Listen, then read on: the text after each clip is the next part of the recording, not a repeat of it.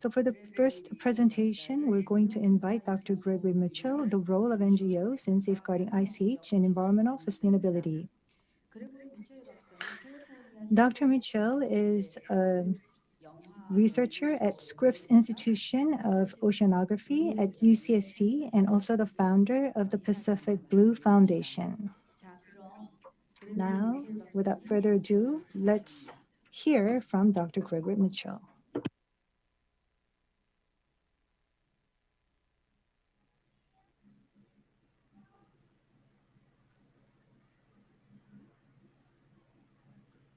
Should I proceed?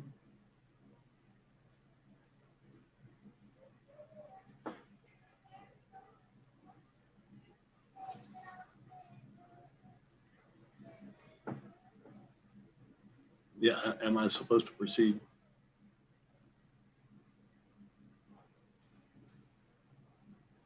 Yes, please. I'm sorry.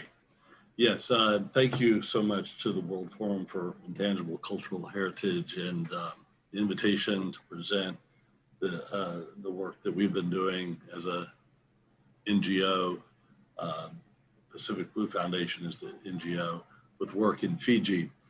And I have my co-authors indicated here in the title. And I have this quote from the first Prime Minister of Fiji after they gained independence from the United Kingdom. We carry the cultural and historical inheritance of ocean navigators of peerless skill and a courageous kin who crossed vast distances before the tribes of Europe had ventured forth from their small part of the earth.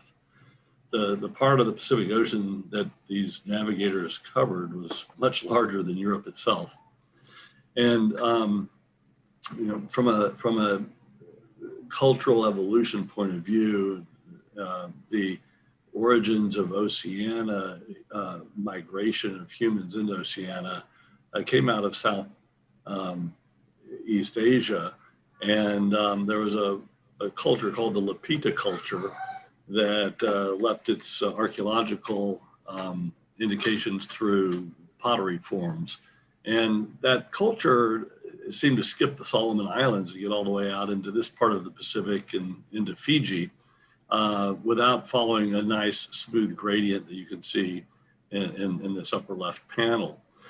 You can't really read the diagram in the lower left very well, but these are the linguistic patterns that also support the fact that the hypothesis that these cultures that migrated into Oceania and the remote islands and eventually Polynesia and the greater Pacific Ocean were linked, but they came in episodic events.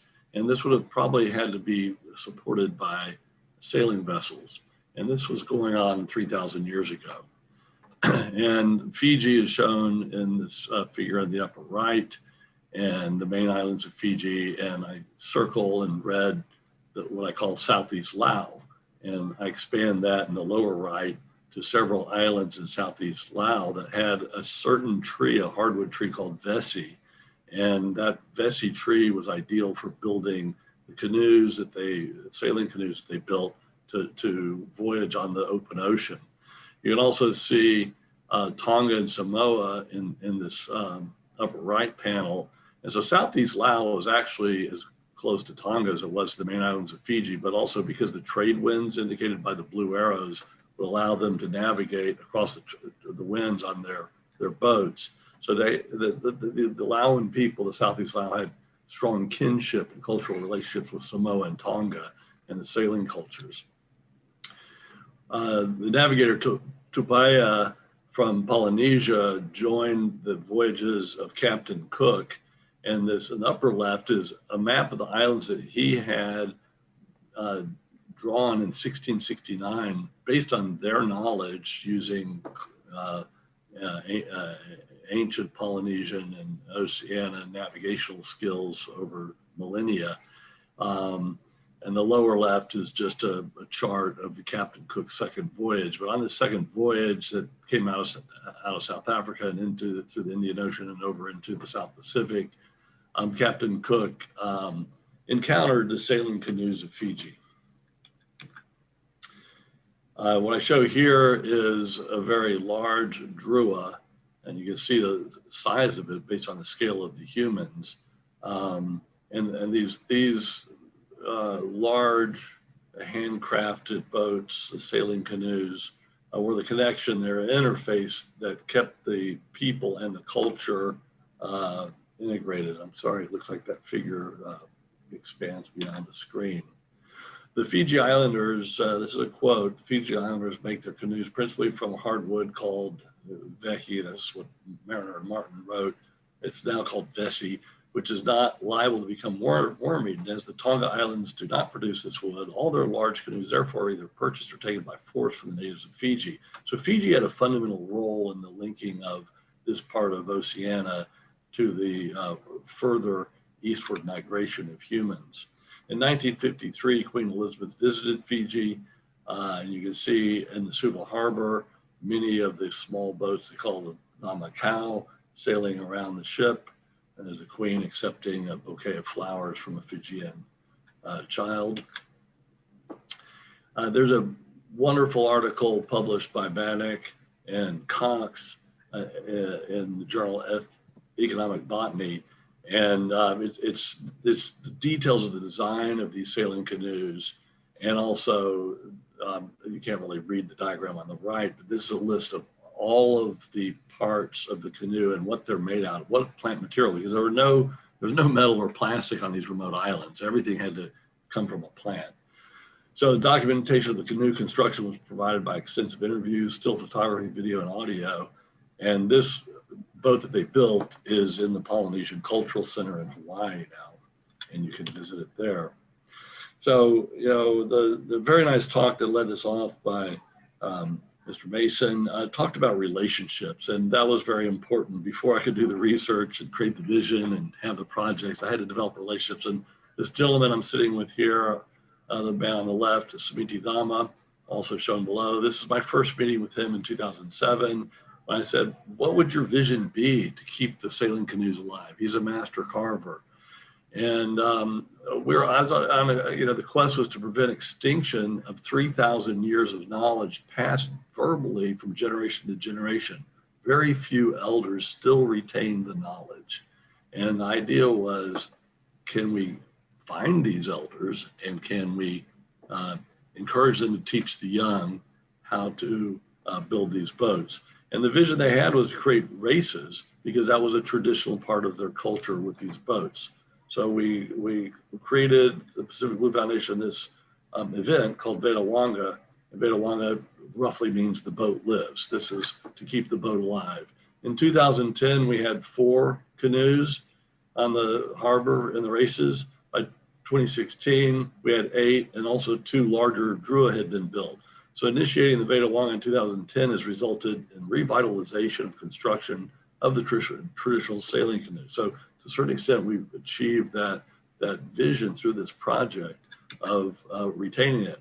Not only that, but there's an additional element that we started a few years later called Bakanawa, because that was also traditional, where the children would work with the elders and their parents and uncles and so forth and build small models, and they would sail the Bakanawa canoe. So the Bakanawa became part of passing this knowledge on to the youth. And here they are with a small Bakanawa getting ready for their race.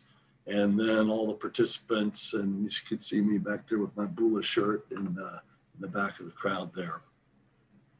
But the Bakanawa is generating a lot of enthusiasm for the youth to then follow the footsteps or follow the sailing of their elders. As Setaraki Domonaseri is a master boat builder and sailor from Faluna Island, Fiji. And he has been building these boats near the capital of Suva, not on the remote island, but he loves the boats. He learned it from his grandfather. And here he is accepting prize money for winning the race, which he usually wins every year. But he also uses the boat for fishing. We've done several projects in constructing new boats. I just want to go through some pictures of the process, getting to the forest, selecting a tree, bringing the tree down, hollowing the tree, working as a community, teaching the children how to work, the elders working with the youth. Very important process of passing on the knowledge. There's one of the hulls carved out in the forest. But you can see the handiwork, beautiful work. This is a museum quality boat.